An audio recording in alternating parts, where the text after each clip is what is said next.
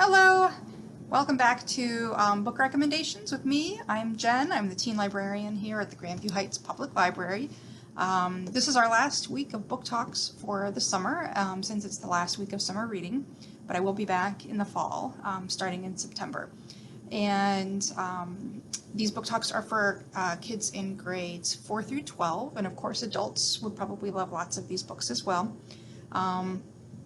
Yep, every Thursday at 2 p.m. starting in the fall, I'll be doing this again. And you can see all the old ones on YouTube or on our Facebook page as well. So we are going to start with books for grades 4 through 6. The first one I have a couple fiction books. The first one is, it's a new anthology. So it's a new book full of short stories. It's fiction. It's called The Hero Next Door. And so this has short stories by all kinds of authors that you've probably heard of. There's R.J. Palacio, she wrote Wonder, and there's Linda Sue Park, lots of people know Long Walk to Water, and some of her other books. Lamar Giles, I've book-talked to him this summer. Joseph Bruchac, he's a Native American writer who has been around for forever, it feels like. So some really great authors in here, and this is, as you can see at the bottom, it says with We Need Diverse Books, and We Need Diverse Books, it's a movement. You can actually find it with the hashtag We Need Diverse Books on pretty much all social media platforms, and then there's also a website. It's a movement that started a few years ago trying to get more diverse books published and therefore, of course, read. And it's a wonderful movement. There's been a lot of good stuff has happened in publishing since it started, it's We Need Diverse Books has really been it's been wonderful for book lovers everywhere. So this is a book of short stories. I like short stories because if you feel like you kind of are reading here and there, you don't feel like you have to keep up with something or else you'll lose the thread of what's going on in the story, especially with some of these complex fantasy novels or big long series, things like that. So short stories are nice for little bites of reading here and there. And The Hero Next Door really is pretty much exactly, the title is perfect because it really is about kind of everyday heroes. It's a really sweet book and also very, it sort of makes you feel empowered, like you can go out and be a hero yourself. The next book I have is actually written by Ronald L. Smith, who is one of the voices in the book I just book-talked about heroes. And I brought this book up because I book-talked Marvel books before, but this is an actual novel. So if you love some of the Marvel stories, including Black Panther. There's even a Shuri one that just came out too. There are books, novels that are not graphic novels. So it's kind of nice because if you love it, it takes longer to get through these. So it's just more reading time for these stories, which is really great. So these are all new stories. It's not the same as what's in the movies that you've seen or in the movie that you've seen.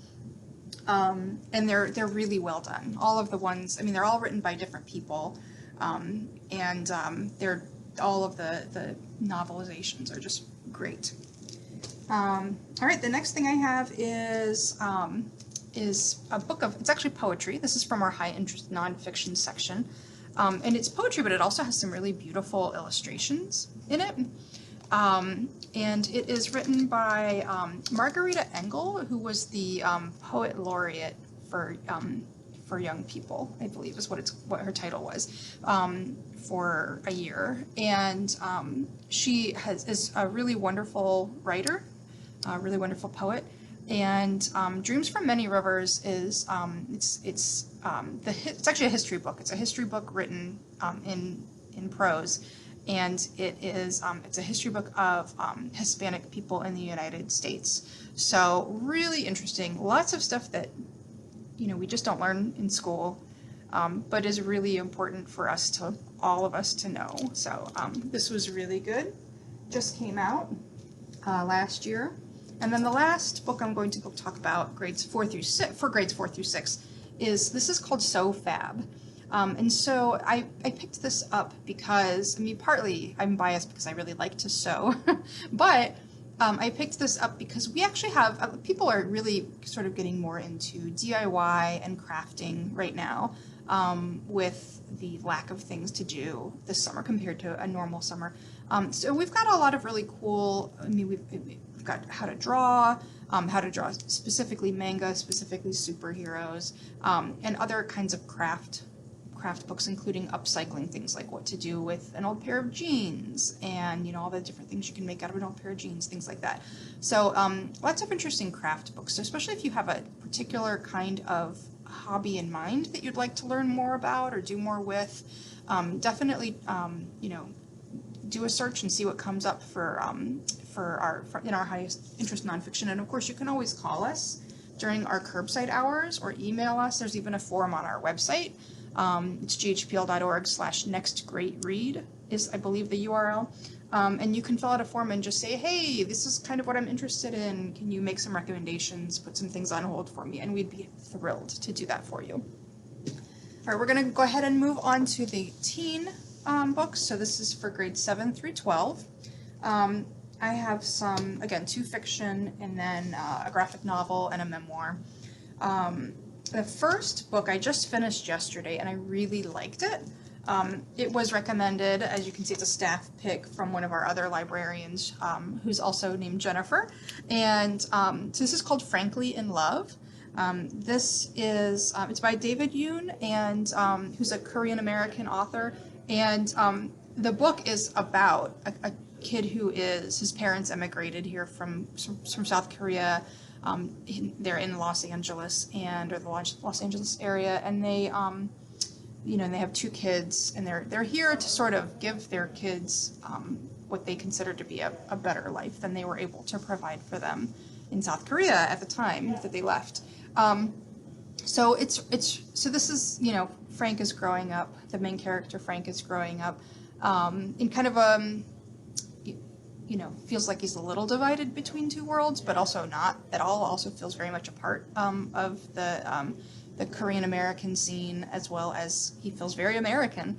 The title is a little misleading. It says Frankly in Love, and it does. I mean, there is definitely romance in this book, but it's really wrapped up in this bigger picture story of being Korean American, being a part of this really small subculture in LA, and I highly recommend it. It is so good, and it's really funny. I laughed and laughed and laughed.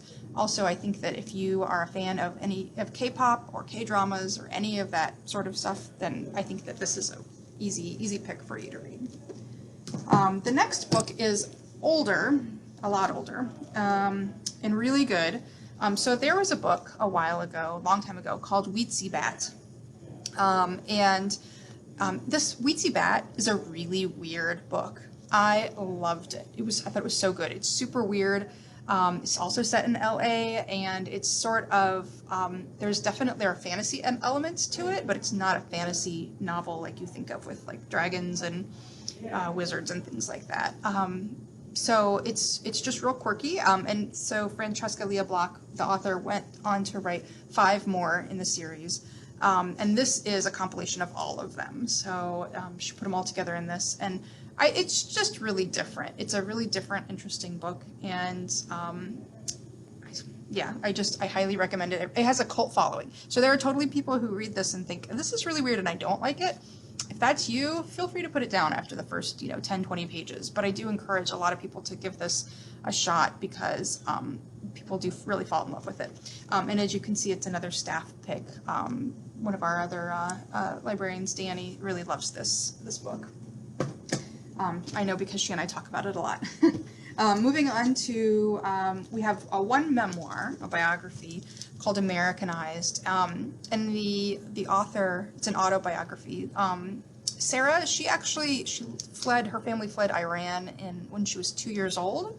And then she grew up here, although she did not come here in a legal way.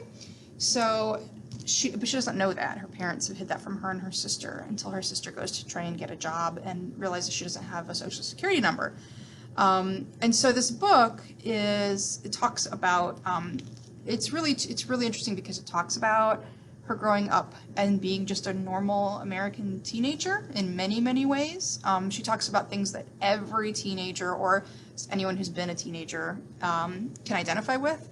But also she talks about the green card process, which is really fascinating, really interesting, and she's just able to be so funny about it. This is also hilarious. You will definitely laugh at this. It is a book for slightly older teens. I probably would not give this to a rising 7th grader, for example. Unless they, of course, if you feel like you're pretty mature, then maybe that's up to you.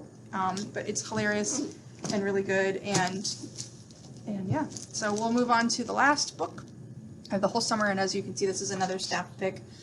Rachel loved this, and I think also Ben loved this one as well. This is called Through the Woods. It's a graphic novel, and it's actually graphic horror.